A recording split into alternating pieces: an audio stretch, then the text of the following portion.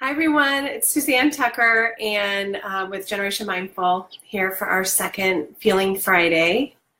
So we have a flow now. We have established our ritual, and our ritual is that we open with our mantra and then we bust it up.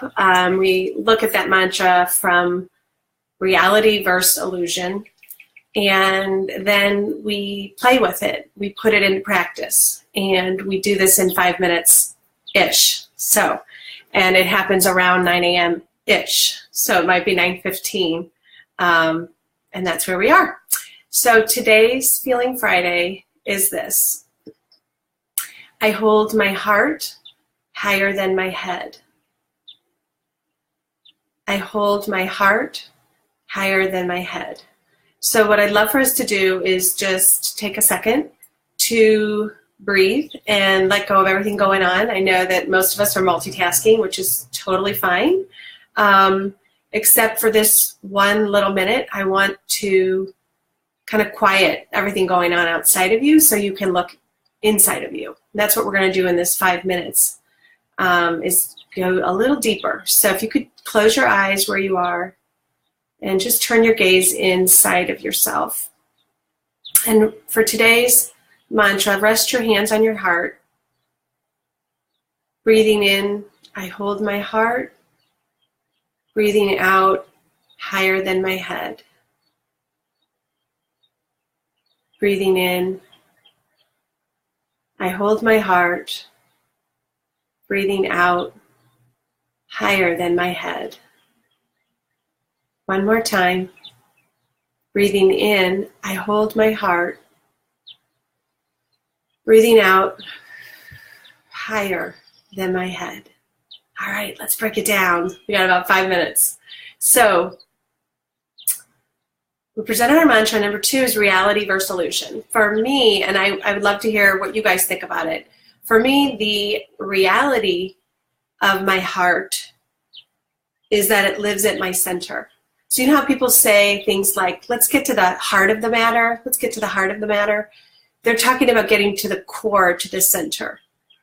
So that's my reality, is that the heart of the matter is at my center.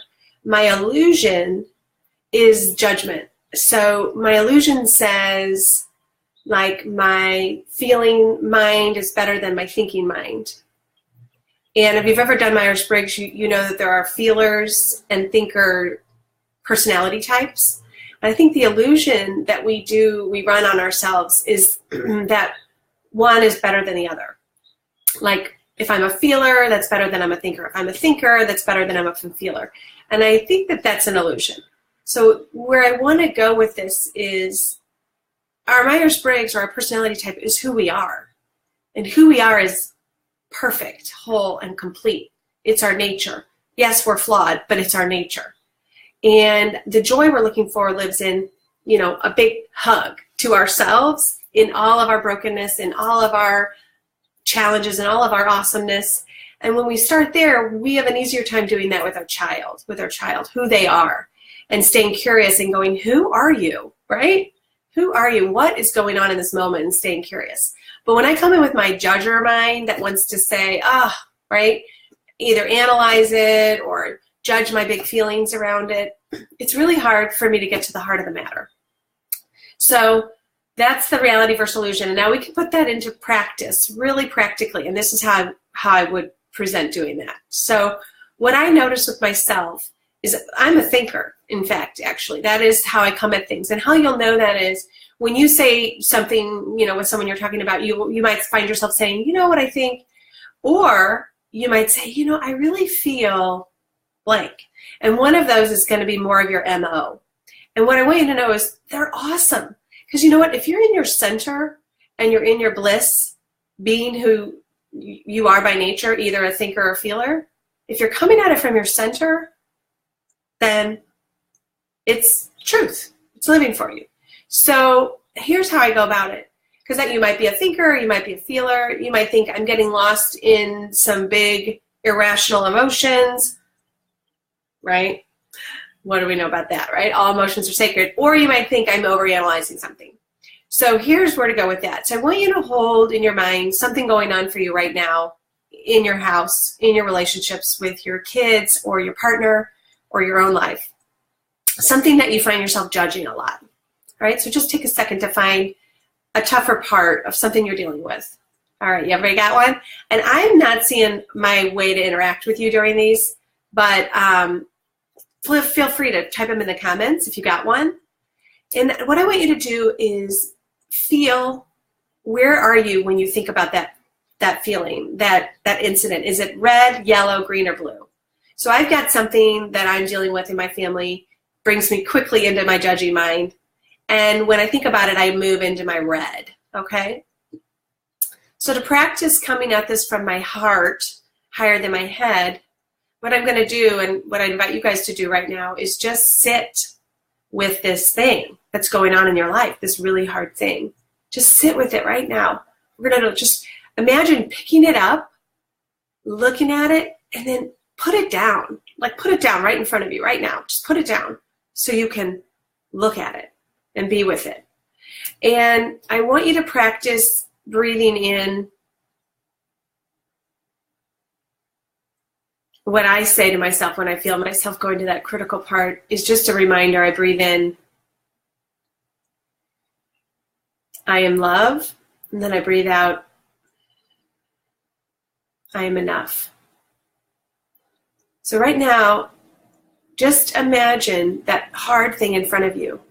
And I want you to do 3 breaths, letting go of the analyzing it or fixing it or judging it, and just moving into the heart of the matter, moving into your center. Sit down with it for a minute and breathe in. I am love. I am enough. Even in the face of this thing, can you do that? You can do that 3 times.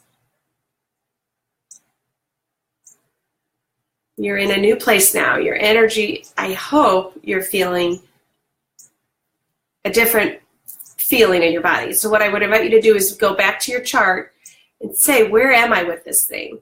And I noticed, I did this morning outside, I noticed I moved into the green pretty rapidly. You might dip, if you're in the red, you might move into the blue. You might feel sad about it for a minute. And if you stay with it, you'll move into a calm. Okay?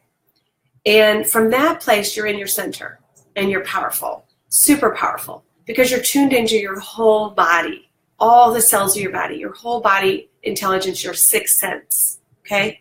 And that's the heart of the matter.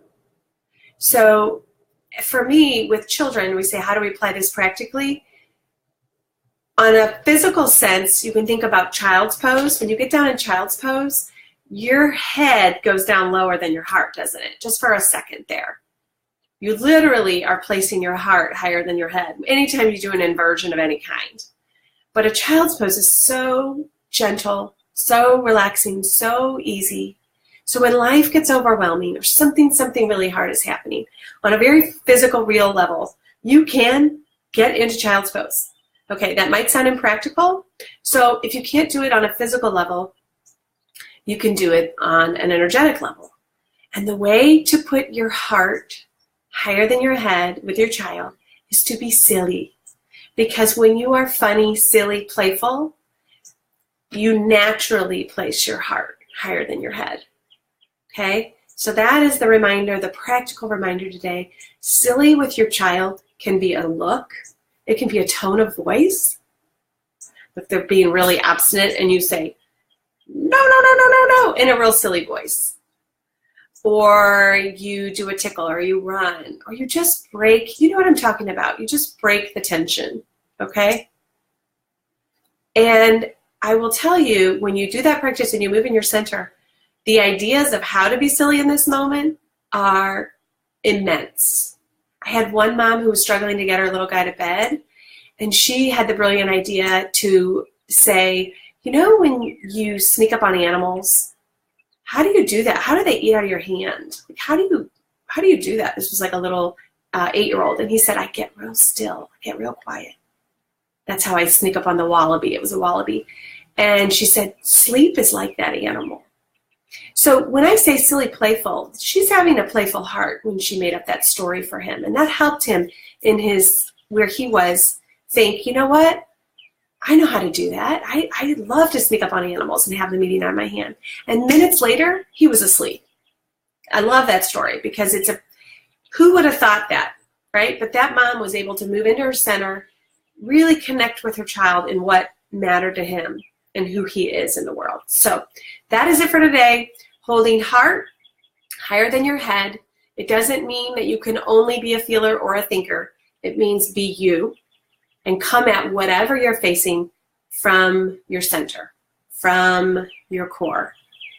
That's it for today. I look forward to hearing your experiences below. Maybe you went through this exercise with me. What color were you when you started? Did you feel your color shift at all? That would be my main question. I'd love to hear. All right, I'll see you next Friday. I'll be getting closer and closer to 7 a.m. each week, I think. This is new for me, training wheels. Bye.